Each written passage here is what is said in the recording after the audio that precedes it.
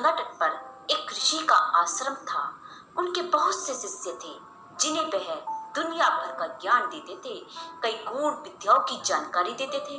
उनके अनेक शिष्यों में उनके 4 शिष्य खास तौर पर उन्हें बहुत प्रिय थे। जब उन चारों की शिक्षा पूरी हो गई तो उन्होंने एक बार उन्हें बुलाकर उनसे उनके ज्ञान के विषय में जानना चाहा कि तुमने कितना ज्ञान प्राप्त कर लिया है।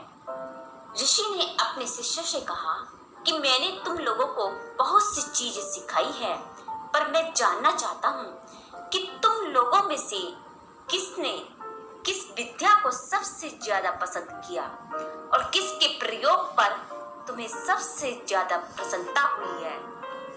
उनका पहला शिष्य बोला, गुरुजी, मैंने आपके द्वारा दी गई शिक्षाओं में सबसे अधिक मंत्र फूंक कर आग बुझाने वाली विद्या पर जोर दिया है। वह मुझे अच्छी तरह याद है और मैं इसका कभी भी प्रयोग कर सकता हूँ, बाकी मुझे खास याद नहीं है। दूसरा शिष्य बोला, गुरुजी, मैंने पानी पर चलने की कला को सीखने और अभ्यास पर ज्यादा जोर दिया है और अब मैं उसमें पारंगत हो गया हूँ। आप कभी भी मेरी परीक्षा ले सकते हैं। उनका तीसरा शिष्य बोला, गुरुजी, मैंने तेज आंधी को मंत्र के बल द्वारा शांत करने की कला अच्छी तरह सीख ली है। मैं इसमें किसी को भी मात दे सकता हूँ।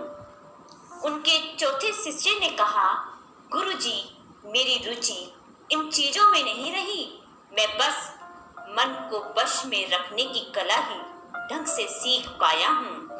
मैंने उसी पर अतिरिक्त मेहनत की है। मुझे लगता है हम लोग मन को नियंत्रण में रखकर ही जीवन को सामान्य रूप से जी सकते हैं।